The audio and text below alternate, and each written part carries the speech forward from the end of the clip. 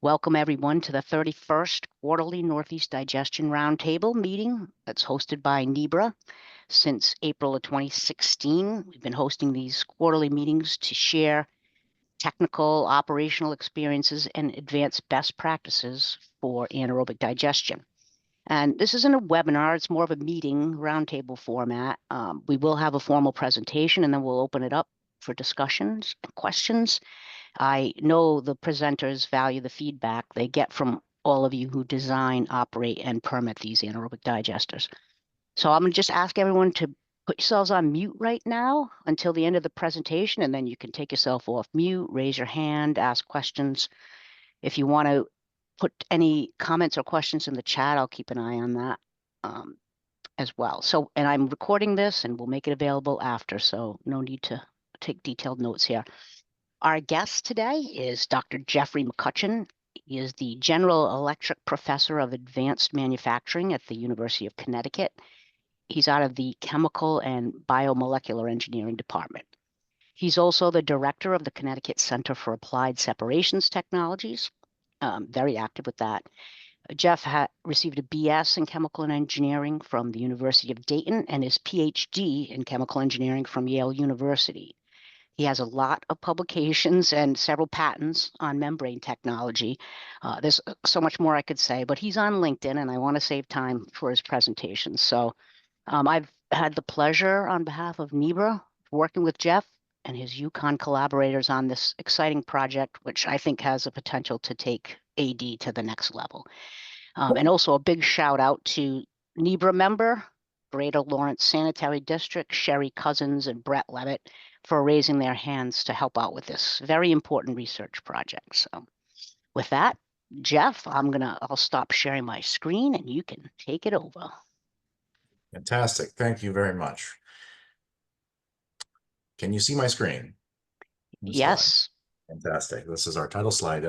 It's great to be here, Janine. I think I was here about 15 months ago, actually, to talk about this project when it was rather young, actually, when it was pretty early on. And now we're in our final year of operation for this about 3.5-year project related to digitization, automation, and optimization for improved resiliency and consistency of distributed anaerobic co-digestion for resource recovery from organic wastes. And I'll get to my coworkers here in a little bit, but this is a project funded by the Department of Energy, Office of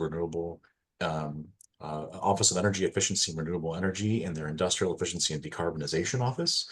And it's been, of course, supported by not just UConn, but NEBRA and GLSD, as Janine mentioned.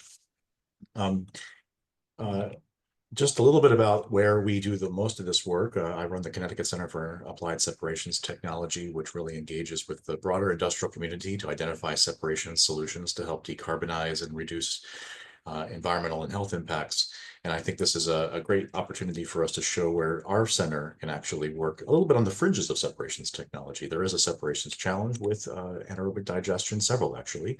But this, what I'll be talking about today, is less about the separations challenges and more about operational opportunities and some of the modeling efforts and sensor and detection efforts we've been doing to improve our understanding of how anaerobic digesters work. Our center is located at the Innovation Partnerships Building, which is located on North Campus in Storrs, Connecticut. We would welcome any one of you to come and visit us at our beautiful facility. And we do a lot of work in membrane separations, which I won't be talking about today, but if you have an interest in using any of these types of processes for water retreatment, wastewater recovery, or critical mineral recovery, we'd love to talk to you guys about that.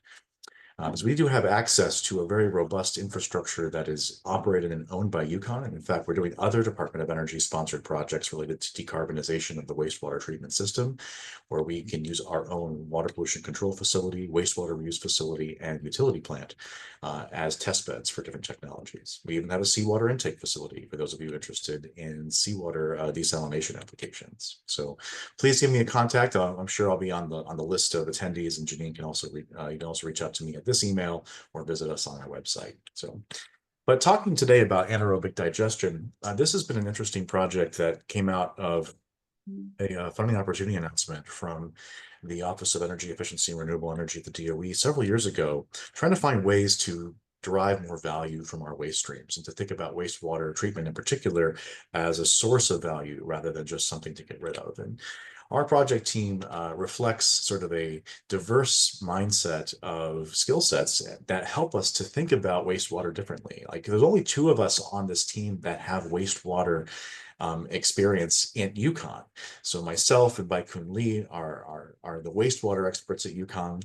George Bolus is our process systems engineer. Ranjan Srivastava is an AI specialist, and Matt Stuber is an LCA TEA specialist with integrated AI and applied mathematics experience. And to that, we add our external partners at NEBRA, GLSD, and Brown and Caldwell, who provide practical experience, practical information for our team. I also want to acknowledge our group of very talented graduate students, Noah, Jian, Mayoa, Ella, and Robert, who have handled various aspects of this complex convergent research problem with a lot of skill and grace. And it's been exciting to work with them to see what they're coming up with. And all the work I'm presenting here today was really done by them. And they really deserve a lot of that credit.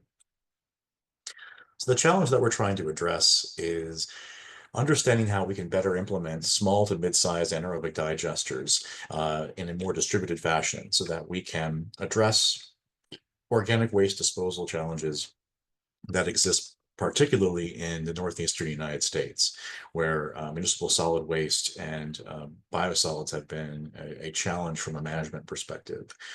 Unfortunately, small systems, ones that not like what you see at Deer Island, are typically subject to a lot of fluctuating performance. They may not be as resilient under changing feed conditions or other kinds of conditions. And we want to be able to understand how these smaller systems might respond to different perturbations in feed quality, quantity, and composition. And so if we can prevent various meltdown or other challenges that would occur that affect digester performance, can bring them offline, or just reduce their overall energy recovery or value recovery proposition, we want to be able to address that. And so we wanted to ask the research question is, can we better control these small to medium-sized anaerobic co-digesters to prevent failure and to maximize their economic and LCA benefits? And we believe we can do that by using machine learning algorithms to aid in a control strategy that can improve performance over time across a number of metrics and be able to predict digester performance if we were to change feed composition or flows. And our objective is to basically build this model that then allows us to compartmentalize digester performance and to validate that model using milli-electrode arrays. This is a platform technology that we've developed at UConn that can give us a high fidelity sense for what's happening inside of a digester. And we want to use really what the internals of a digester look like to build a better model to maximize things like gas production, life cycle greenhouse gas reduction, solids volume reduction, revenue generation, and so on. These are the kinds of metrics we're interested in, and the Department of Energy is interested in as well. And so our approach is to use an active digester where we do internal monitoring using our MEA platform. And that internal monitoring provides data to feed our machine learning algorithm. And that machine learning algorithm can then operate a control system in a digital environment with a digital twin to maximize basically what we're producing, whether it's gas, liquids, or solids, and the values in each of those streams. So our goals is to demonstrate the improved stability of digesters, to quantify the economic incentives for co-digestion, to reduce net wastewater treatment costs, and to demonstrate the capture of energy from municipal biosolids and other organic waste streams to realize net zero energy wastewater treatment and to facilitate integration of process modeling and optimization into a more comprehensive tool that helps the wastewater treatment community. And we're trying to engage with the National Alliance for Water Innovation, Department of Energy's Water Hub, and their Water Tap tool, which is basically a techno-economic assessment tool integrated with process systems modeling that anybody will be able to use as a freeware option to basically build treatment trains and to understand where the value propositions are. We've been exceptionally lucky to be able to engage with Greater Lawrence Sanitary District, their state-of-the-art wastewater treatment plant and anaerobic digestion system serves as our model, as a model operator in this space. I won't go through the details of all of this, but GLSD has already actually managed to achieve many of the goals that we set out for at the start of our project, which is, net zero energy wastewater treatment. They generate all their own power. They even kick some back to the grid. It's a model facility to work with.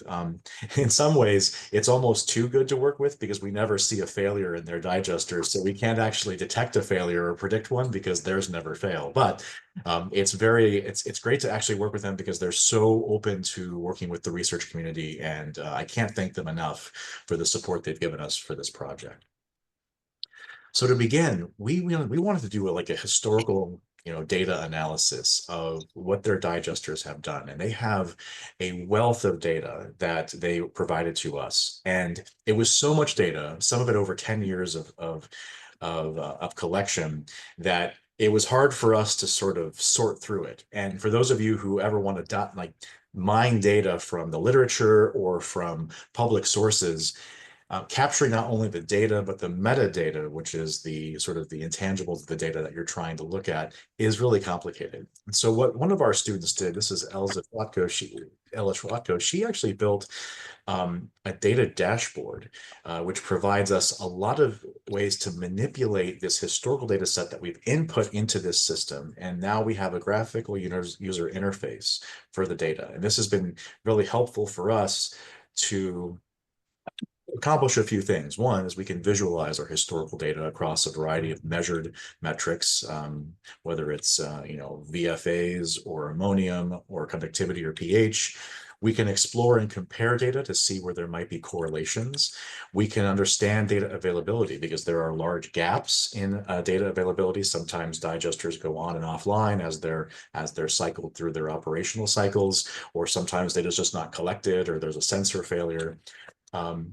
We can also promote productive discussions. If we can look at, say, GLSD's case, where you have multiple digesters operating from the same kinds of feeds, are they all operating the same? And can you compare those things? And of course, we want this data to support our model development. And so I did talk about this about 15 months ago, where I sort of walked through how this system works, where we can look at, say, the data from the feed. This is total solids percentage of the feed into our food waste tank. There's a food waste tank because GLSD operates a co-digester facility. It's then blended with municipal plant sludge, and then it's then fed to the digesters. And we can walk through, what the feed data looks like. We could change to subsets of the data if you want to look at a narrower time frame. If there's something that's really interesting that happened, like, oh, we got that shipment from Ben and Jerry's, we want to see what happened right then and there. Or you can then look at, the unit operation, whether it's the food waste, the sludge, the blend tank with the digester feed specifically. You can look at the variable. You can, show annotations, like, for instance, when there was separated source organics added to the feed, or when COVID shutdown occurred. All these things can be added in. And then we can look at the digester data itself. And so this is an example of where there's pH measured in the digester. And you can see here that there are gaps in the data. So you can actually look at missing data in this in our dashboard as well.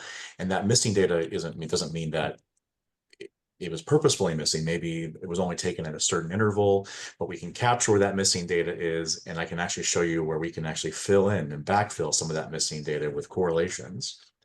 We can also look at missing variables across, all sorts of these, all of our let's say, metrics of interest here that feed into our models, and we can do that from a daily count or a weekly count or a monthly count, and we can compare variables. And so here we show, pH and TSS over, this is about a 10-year time frame and where the data was captured, but you see TSS was only captured in a certain time frame. Maybe a digester came online or a new one was built.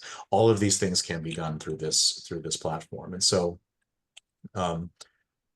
and you can see here some of the other tools we can use to identify when certain things started in our facility. So looking at some examples of this, you can compare digester performance. This is a pH in 2 different digesters that are on site. You can see they're pretty well correlated. There was a gap here, most likely when a digester was taken offline for refit. And then you have, missing data sets. And then you have missing data sets and availability of data sets over a lot of really important features of the digester and of the digestate itself. So one of the things I will mention, though, is the importance of correlation between different measurements. And so for this, and this is a correlation between pH and alkalinity.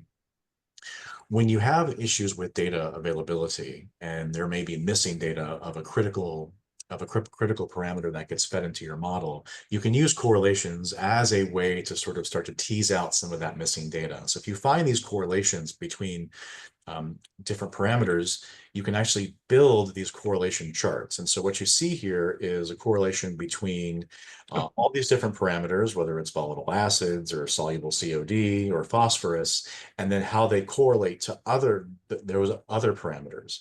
Anything in red shows a strong correlation. Anything in blue shows a poor correlation. And this is actually very helpful to us if we have missing data sets, because it allows us to use various machine learning algorithms to plug back in those data gaps. The details of this, I would refer to my colleagues who run these actual simulations and analyses. But what we're able to do is, for instance, as an example, we can use input variables to predict alkalinity. And so I show over here some data of alkalinity over a 6-month time frame at GLSD, and we've picked this particular time frame as an example because it shows variability in alkalinity. Maybe there was some differences in the wastewater quality or the food waste that was received. And what we do is we can actually use our machine learning algorithms to predict what the alkalinity will be based on other parameters. Not alkalinity. We're not taking measurements here. We're taking other parameters and using correlations and other tools to build the red dots. And the red dots are our predicted values for alkalinity over the same period based on feed composition and other parameters that are measured. And what you see is an excellent agreement here between what GLSD's data is and what our predictive data is. And this can be very helpful when you're trying to backfill data gaps that are useful in creating more accurate process models for digital twins. And so if we can fill in these gaps, we can basically validate a digital twin of the GLSD digesters and begin to then manipulate those digesters in silico, like in a computer environment, to see how they will behave if you start to change or do other things. So on that note, let's talk about this digital twin development. The digital twin development uses ADM1 as the base model. This is the anaerobic digestion model number 1, and it goes through all of the processes that you see in traditional anaerobic digestion. This is a well understood model. I am not a modeler, so I'm going to keep this very high level for right now. If you have modeling questions, I will definitely direct them to our modeling team. But it generally considers, various equation-based models that look at all of these different variables that are dynamic state variables, and these might be matter concentrations in the liquid phase or acid-base reactions or other things that are happening in the digester itself. And then other dynamic state variables, which are based on other properties of the digester and other operations that are happening within the digester. And this has been well documented in the literature. Some of the references that we show here are well over 15 years old. And we've used this to build an AD system model, which takes our inputs, which might be anything from kilograms COD, temperature, volumetric flow rate, so on and so forth.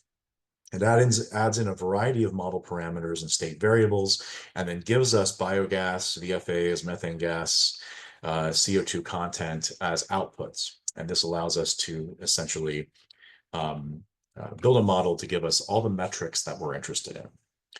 We validated our model using a benchmark simulation data set called the BSM2. And what we wanted to do is we wanted to build our model. We actually built our model in 2 different programming platforms. Biomolecular, which is used a lot by the Department of Energy in many of its process systems modeling platforms, but also Julia. Julia is a favorite modeling platform for one of our colleagues, Matt Stuber. He likes it because it gives more flexibility for transient model behavior. Most of the process systems models that are used at the Department of Energy are 0th order type models. They're steady state models. They might not give you much information on how a system will behave in a shock that hasn't been, I would say, I mean, if you shock the system and maybe don't understand how that system will behave, a lot of zeroth orders models will not provide you accurate representation of transient behavior. Julia gives some capability to do that. Here we compare both our Julia and Pyomo models to this BSM2 benchmark data set to show that we have good agreement. And this just tells you that our model is functional as a way to predict AD performance.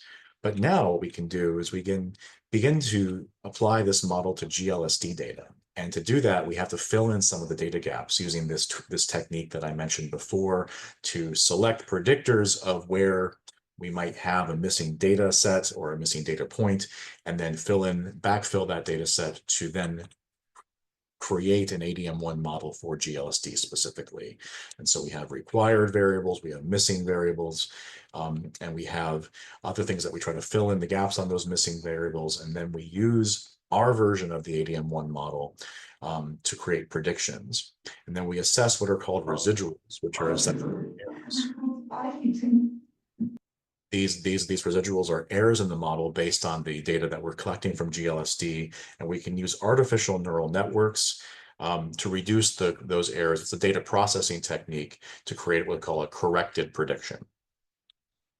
So here's some of our initial work where we calibrated our model with about 200 days of data. This is biogas volume and BFA generation. And what you see here is our model's in red, the GLSD data is in blue. And then we did the validation of our model over about a 550-day period of data where we actually compared our model to the GLSD data to create these residuals, which are essentially errors between our model and the actual data. And you can see here for VFA concentration, we were generally under predicting VFA concentration. We were pretty good on biogas production with our fits. We then worked to actually use and integrate these artificial neural networks or recurrent neural networks into the system to better create agreement and to tighten the residuals or reduce the residuals for biogas production and VFA residuals over time. And with this data processing, I won't call it denoising. I don't know. I don't want to use the incorrect terms here, but generally speaking, we had much better agreement with our data after this processing with artificial neural networks, where the training data set and test data set created much smaller residuals, and we saw much better agreement with our model in terms of predicting VFA concentrations in the digester. So we are comfortable with our ability to predict how GLSD's digester will perform under varying conditions. And then again, we can backfill some of these data sets with this machine learning approach, where we can take a variety of known input variables and then use that to predict maybe an unknown output variable or an unknown input variable, and then give us some of those data sets to improve the validity of our model. And we're still working on doing this right now. But the next thing we want to do is compartmentalize this model. Right now, we treat digesters as black boxes. They're one big stirred tank reactor. But that's maybe not exactly how they behave, because digesters are really, really big. Their mixing is questionable in terms of the quality of that mixing. There have been various CFD studies to analyze mixing quality inside digesters, but that spatial heterogeneity has never been demonstrated. And so we want to make sure that we are accurately predicting digester performance by considering that there might be differences in chemistry or composition in upper and lower zones of the digester. And even this picture that I'm showing you of a digester isn't accurately representing what a digester looks like. The GLSD digesters don't have these big impellers in them. They have side mixers and circulators on them with some mixing in the middle as well. So they're all differently designed. And so understanding the heterogeneity is important. So we wanted to look at that internal heterogeneity to try to improve our model predictive performance. To do that, we needed sensors for depth profiling of the digester. And so Bai-Kun Lee and her group have developed these really interesting, very inexpensive sensors for pH, ammonium, ORP conductivity, and temperature. And they're very cheap, less than $1 a piece generally. And we wanted to implement them into an active digester at GLSD. So we wanted to look at the placement of sensors. How many do we need? We have to wire them. We have to have a collection box. We need to somehow get them inside the digester. And we have to really consider safety and disposal and commissioning and decommissioning. And so the first thing we did was we took GLSD digestate and we tested the sensors. Did they work? We look here, ammonium, pH, ORP, and temperature. And here's the sensors sitting inside of GLSD's digestate. And you can see the sensor response is generally very close to where the lab scale testing or measurement was done as well. There's some variability, obviously. These sensors aren't perfect. They're not the $1,000 or $10,000 sensor that you would install in your system, but they will survive at least a short amount of time, and they're a whole lot less expensive. We were just happy that we were getting in the ballpark of the numbers we needed, and so a 10% error rate was achieved, and we were happy with this, and so was the DOE. So then we wanted to actually build an insertion device where we would take a pipe and we would have that pipe have a bunch of wires in it. And they would connect to a bunch of sensors that we would install on this pipe.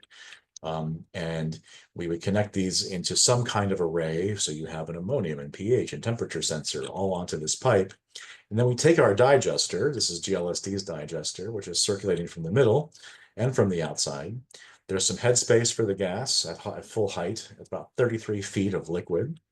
And we would install these arrays from a sample port about halfway to the center of the digester and along the wall. This would give us depth profiling and radial profiling of the digester. We're pretty excited about this concept. And we had to be cognizant of where the circulators were. These are the side circulators that create this circular motion of the digestate. And we had our sample ports and wall ports that could give us some different locations from different distances from those circulators. And we went out to a digester, to GLSD, and we practiced the installation on an inactive digester. So you can see here it's inactive.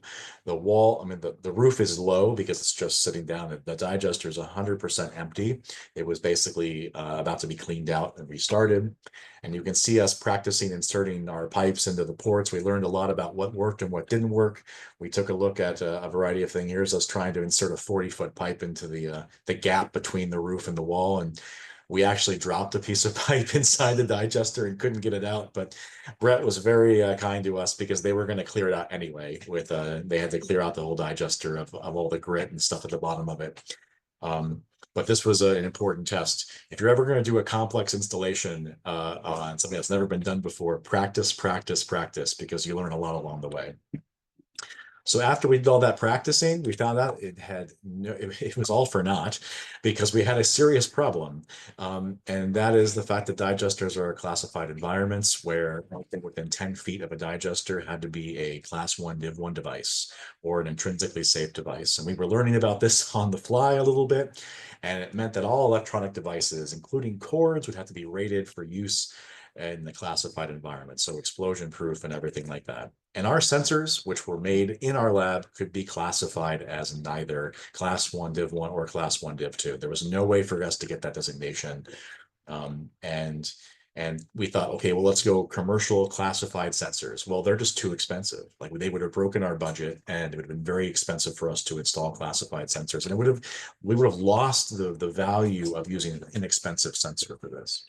So we turned to our friends at Brown and Caldwell, and Chris Muller and his team came up with a really clever solution for us. And we were going to reduce the number of sampling ports that we were going to do. We were just going to look maybe at one location on a digester. And instead of trying to stick sensors into the digestate, we were going to siphon the digestate out of the digester and do this at various depths.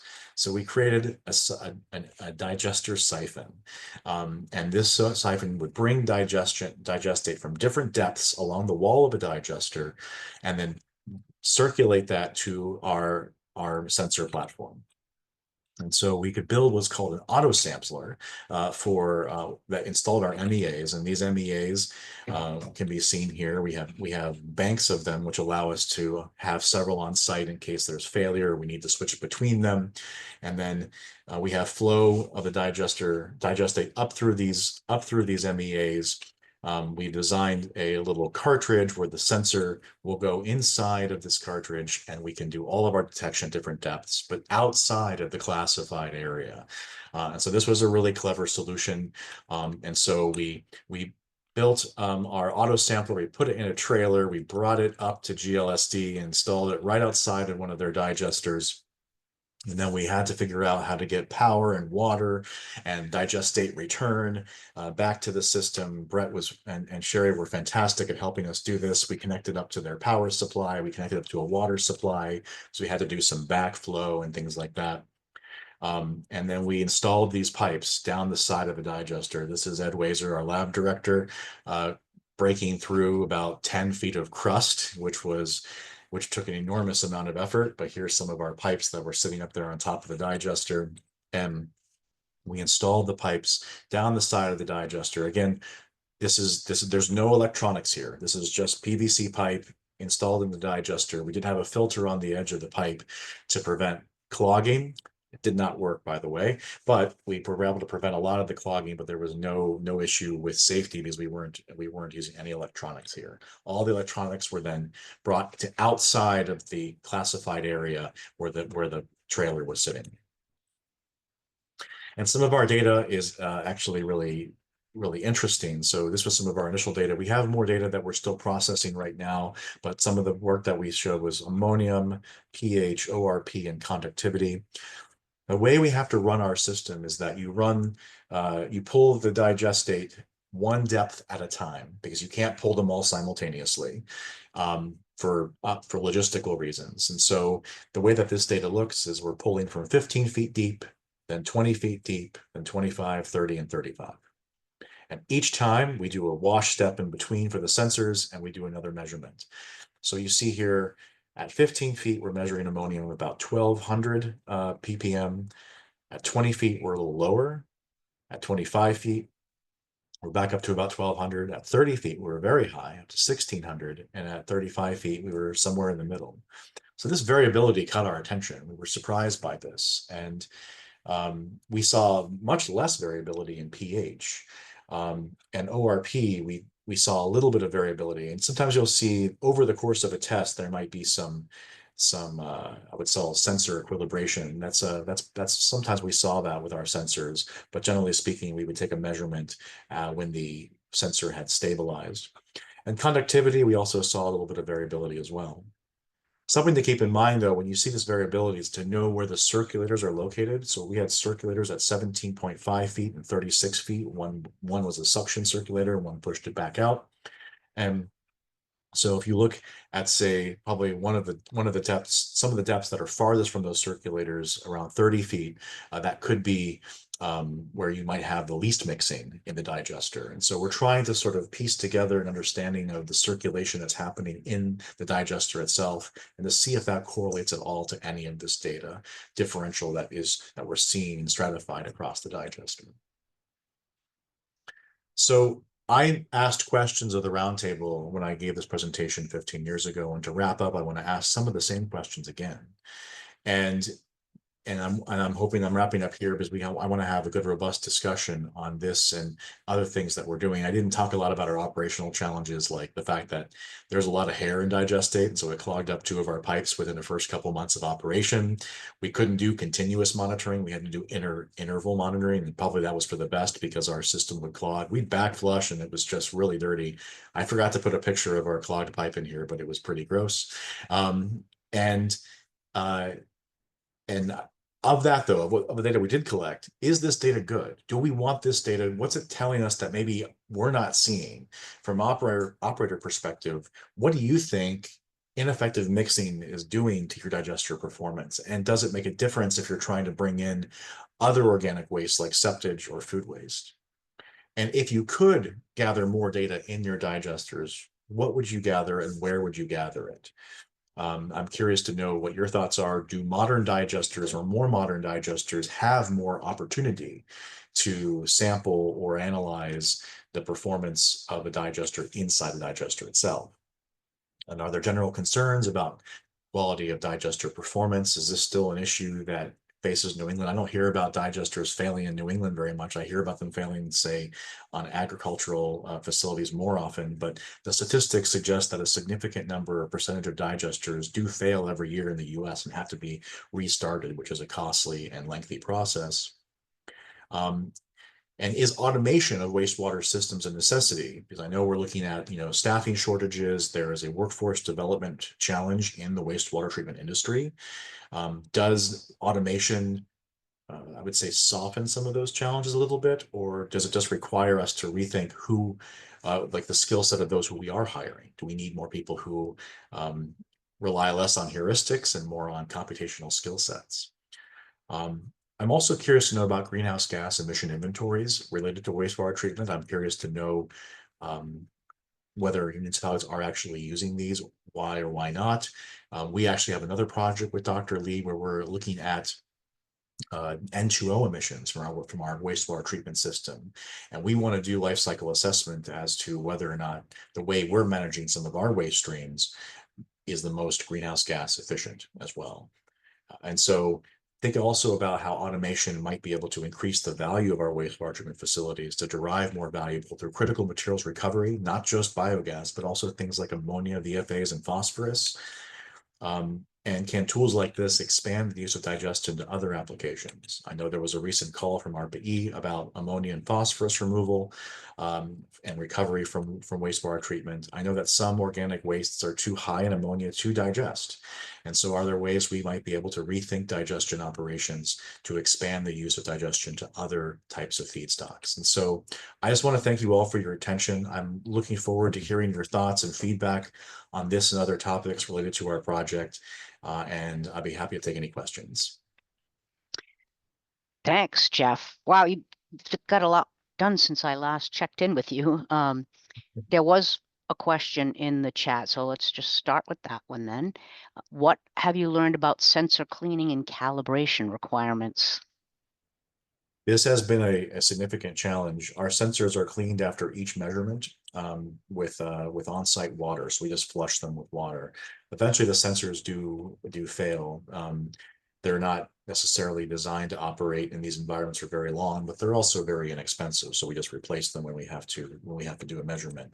We do have some ways to create and add anti-fouling layers onto them. We have a publication on this where we inserted these types of sensors into a activated sludge process. We added a special polymer coating that was thin enough to prevent sensor lag time, but hydrophilic enough to prevent absorption of a lot of the organics and biologics inside that system. And so those sensors lasted for about 50 days in a BNR with getting the sensitivity dropped after the first like 30 days, but it was still you were still able to calibrate them and get a reasonable measurement. As for calibration, we do have calibration solutions on site, so we will calibrate them or we will calibrate them against the lab tools that we have on site. GLSD let us use their lab to do some measurements, and we were able to calibrate our sensors to those devices.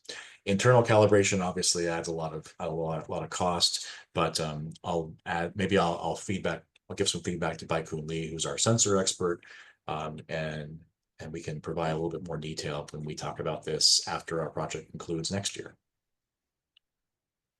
Sounds good. If anyone has a question, feel free to, I think you can raise your hand or just come on off chat.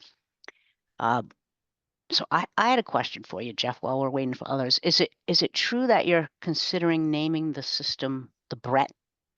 I believe you suggested something like Biosolids to Renewable Energy Technology Tool or something like that, after Brett Levitt, who is the operator at GLSD. We talked about that. I I had totally forgotten about this. Oh, that's a great. Yeah, we want You to got to call it the Brett. we're gonna call it the Brett. Excellent. Oh man, That's the real operator of the digester. sorry. Yeah. We're gonna call it the Brett after Brett. And we we wanted to put a bunch of like signs on our trailer up at GLSD, but the DOE wouldn't let us, so we weren't allowed to do that. But we can make up our own sign and our own logo for the Brett. And can we use like Brett's face, Sherry? Just like right on there, like, As long as we don't tell him ahead of time, sure. Yeah, right. He'll run and hide. Anyone else who's got some questions here? Chris, anyone? So what's the remaining time frame for the project as you're wrapping up here? We finished in And December of this year. We were in a no-cost extension, okay. a 9-month no-cost extension, but we still have resources. The the key right now is we're trying to sift through this large amount of data we collected. The data collection was 120 over 120-day period, and we probably collected, I forget, at least probably about 6 to 10 times. I forget the exact number, over a period of at least 8 to 24 hours, and we we have to process a lot of this data, and we're doing statistical analysis now that gives us confidence in whether or not we're seeing true statistically different numbers at these different depths. Because it's possible that the mixing is great. And if we find that the mixing is great, then the ADM1 model by itself in a single compartment will work fine.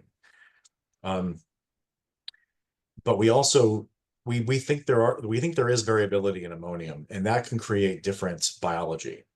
So we've taken samples at different depths of digestate, and we've frozen the samples and are going to do some biological analysis like phylogenetic trees to see if the biological makeup is variable as a function of depth. Mm-hmm. And we also have to keep in mind that this is along the wall of the digester where the mixing is probably going to be the least good. But it's also near the circulators, so maybe it's the best. So we have some uncertainty. We didn't do a test in the sample port away from the wall, and that's fine. I think this represents what might be the first real internal investigation of an active digester, and it might spur on additional research in this area. That's our hope. We're going to publish on this work and talk about it a little bit to see, like, we want to actually at UConn, what I'd love to see is our own anaerobic digester on campus for not just recycling some of our organic waste streams and generating power, but also as a research tool. We could build and design a digester with this kind of capability built into it so that we can sample the digestate from all around the digester. I would love to see tools like that be built to give us a lot better sense of what's happening. And it's also possible that you could leverage stratification. You might be able to leverage low mixing quality in some digesters to do something that you might not be able to do, whether it's arrested methanogenesis or maybe you operate under different temperature regimes in different ways. I'd be curious to know if that might be something of interest. I'm not an environmental microbiologist, so I don't know all the answers, but my team collectively might be able to come up with some of them. But over the next year, we're hoping to answer some of these questions or really pose more research questions for the community to explore if we think they're relevant. And then, of course, look at the LCA and TEA benefits with our digital twin model. Yeah, Jeff, if you want to flip back to that page with the questions on there. But we did get a couple more that came in.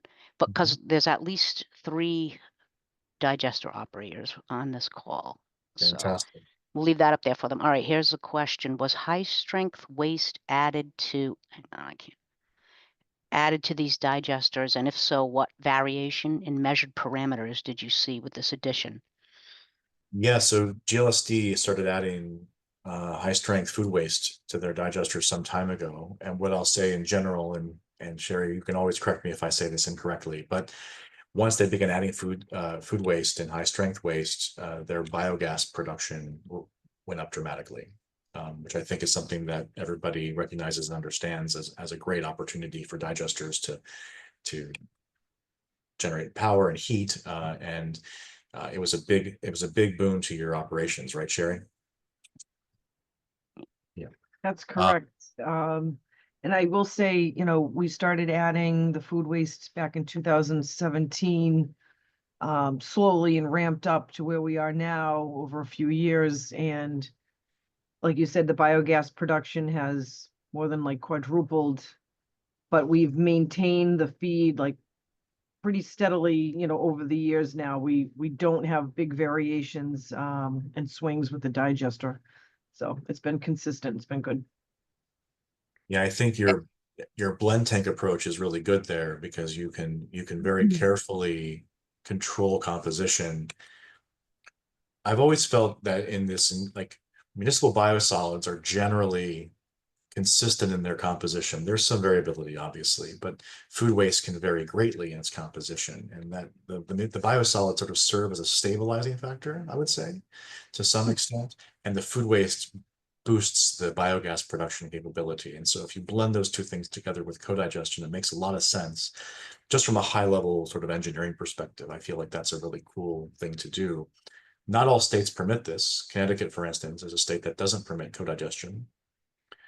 You can have two digesters on site, but you can't blend the two. And there's concerns about PFAS and things like that that I think would bring us down a rabbit hole in this conversation if you wanted to, Janine. But Well, Jay was asking about that, and you can, because there is a number of operating dairy farm anaerobic digesters in Connecticut. Have you had any contact with them? Any interaction with Quantum Biopower, which is also in Connecticut? Maybe you could tell the story of how we ended up. We started with them. exactly. So thank you for your question, Jay. We started with Quantum Biopower as our initial partner, one of the largest private food waste digesters in the country, and they had a UConn alum in their ranks, and we had a history with them, and they were going to be our partner to allow us to do sampling, kind of the same way we're doing at GLSD. But as time came, since it's a privately owned company, some of their higher ups weren't particularly comfortable with us poking around their digester, and he asked if he might remove himself from the project, and he would serve as sort of an advisor to the project. And he's always been a very good friend of ours. So we then turned to Janine and Nibra, and Nibra is an incredible connector of people in this industry, and she connected us to Sherry and Brett over at GLSD,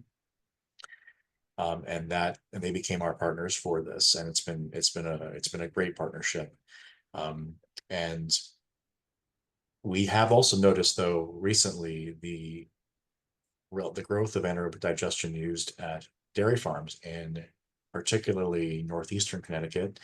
I live in Tolland, and there's a digester at Oak Ridge Dairy, which is 15 minutes from my house, and there's a digester at Hightone Farms, which is 8 minutes from my house.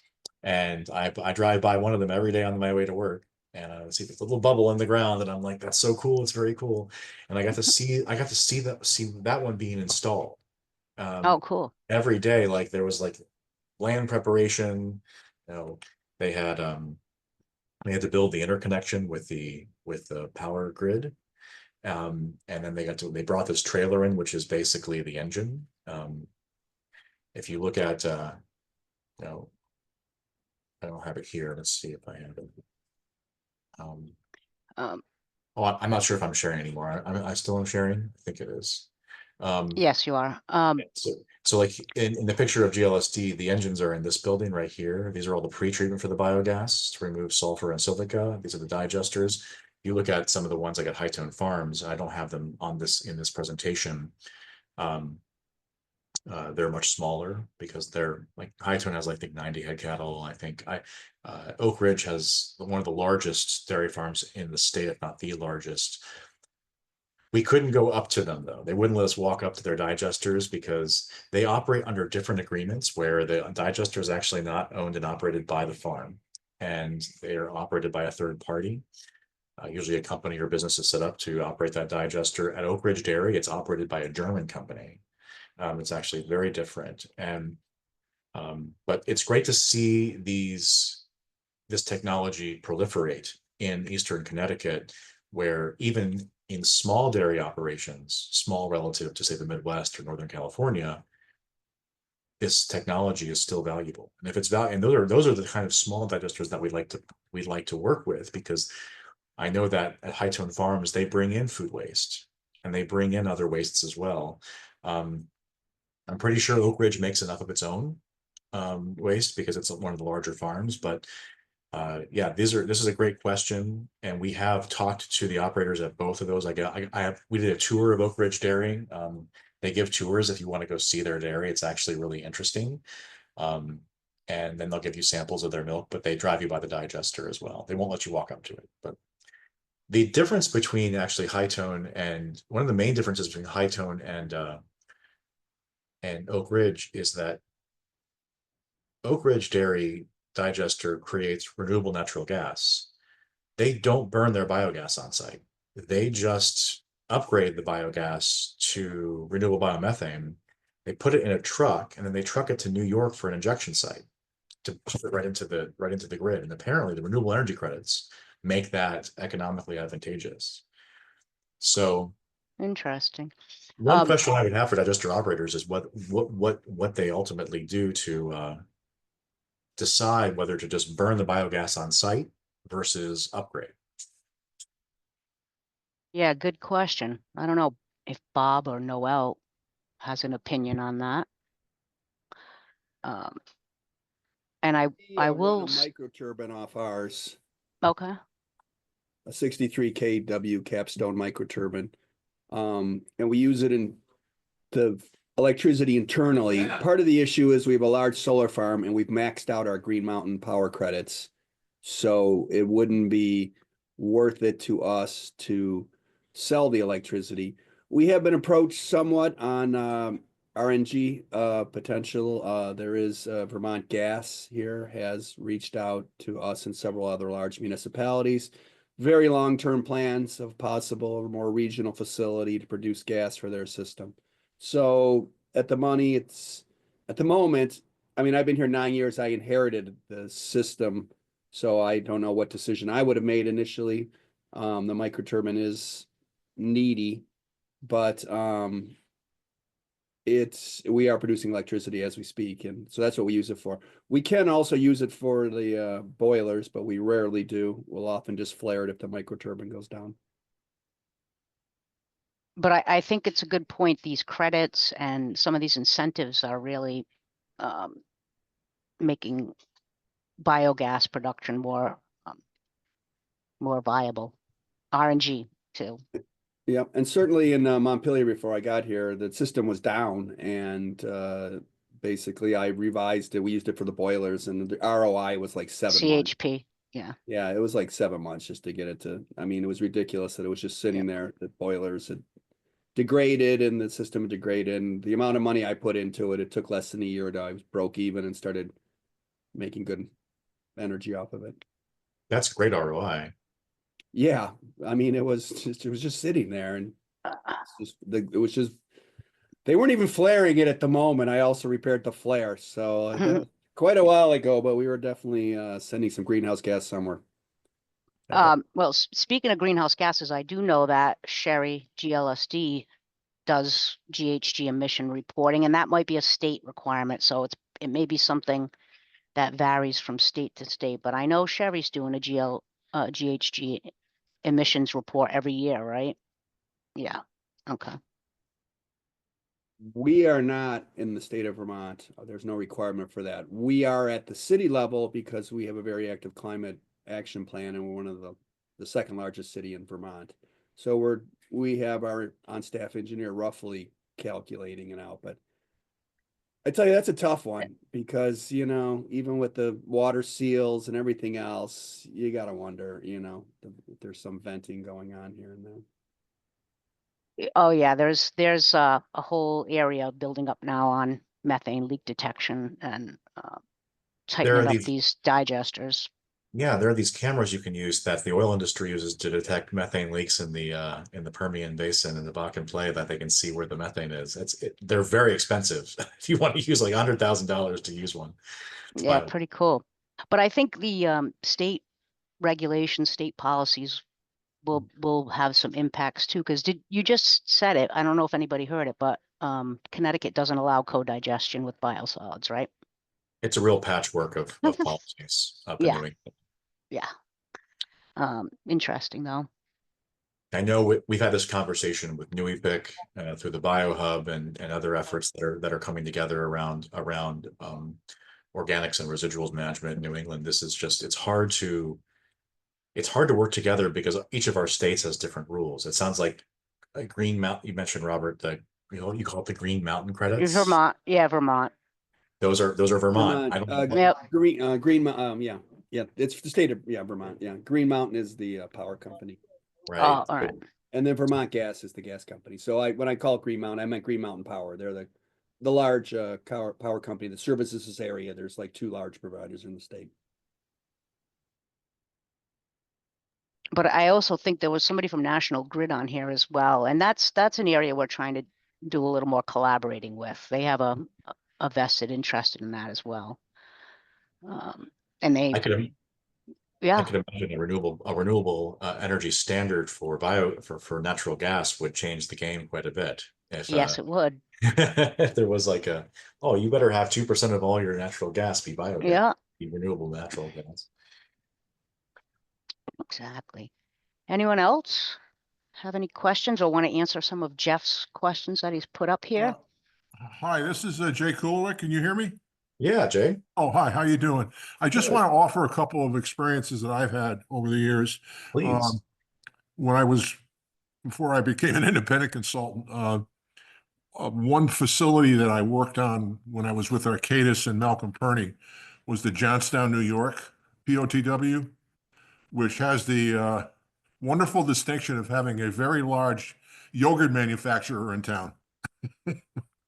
And consequently, since I think New York DEC is probably a little more forward-looking than Connecticut in many cases, they actually do co-digestion with biosolids and also the yogurt waste when they bring it in. So there's an example. And as I recall, it's been a while, but I think that plant basically got to the point where they were generating enough biogas that they pretty much went they were able to, normal operation, they weren't on the grid. They were making their own electricity to handle everything else. Yeah, that's awesome. And it's definitely possible. We see it. One other item, and I only say this, and I'm not going to give any secrets, but I did some work for quantum biopower a few years ago. And one of the points that Jeff brought out was that particularly with bringing in food waste type of things is that variability is all over the place.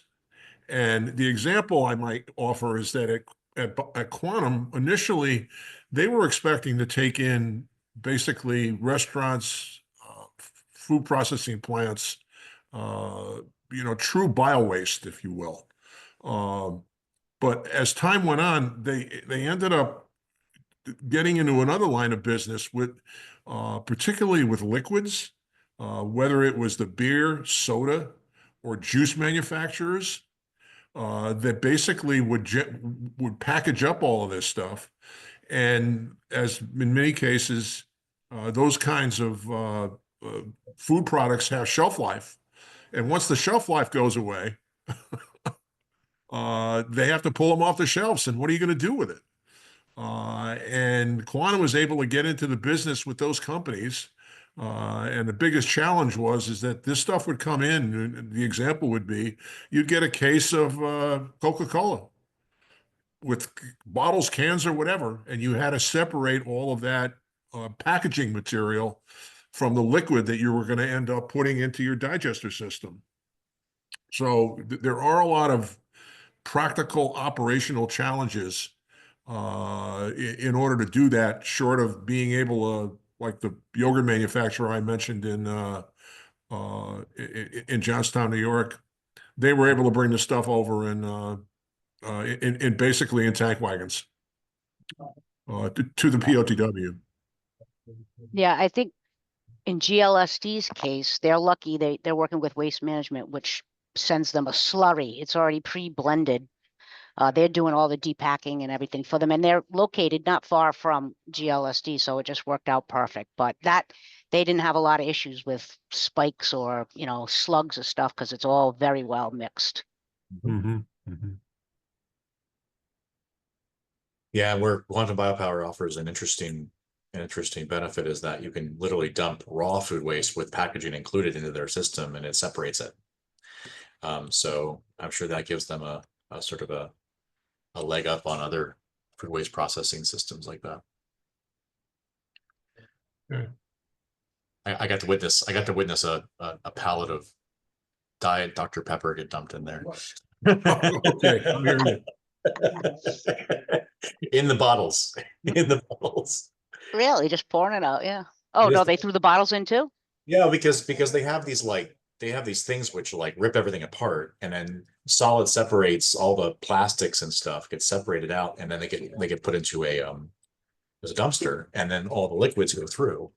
They might lose, I don't know how much of their organics they lose in that solid separation process, but they can do you can do a lot of flotation and centrifuge. Correct. That's right. They do that. The other one about food processing waste that is interesting, I worked on a project a number of years ago when I was with Arcadis. It was a Nels Cooperative, which is south of Harrisburg, Pennsylvania, not far from Gettysburg. It's a plant that processed, depending on the season, apples, peaches, cherries.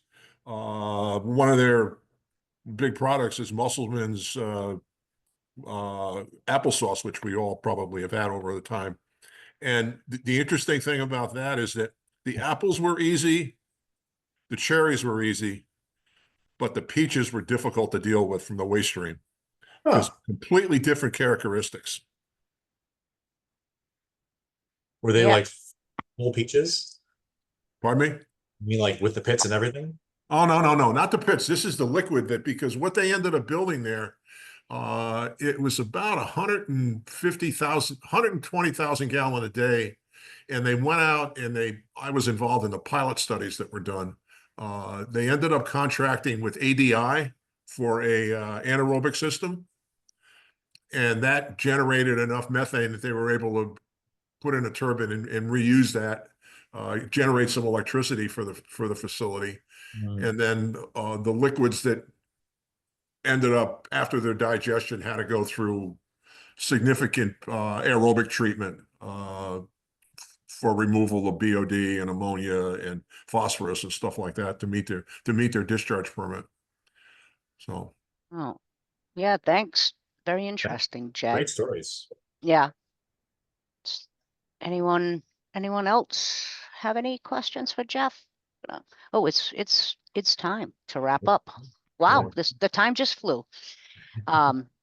So thank you very much, Jeff, and thanks to everyone for joining us today. We will be meeting again next quarter in April. I'll have Matthew Van Horn with Hazen and Sawyer presenting on the WSSC Bioenergy Project in Maryland. And if you have any suggestions for future netter topics, please let me know. Thanks to everyone for joining us today. Have a great Friday afternoon and a great weekend, everyone.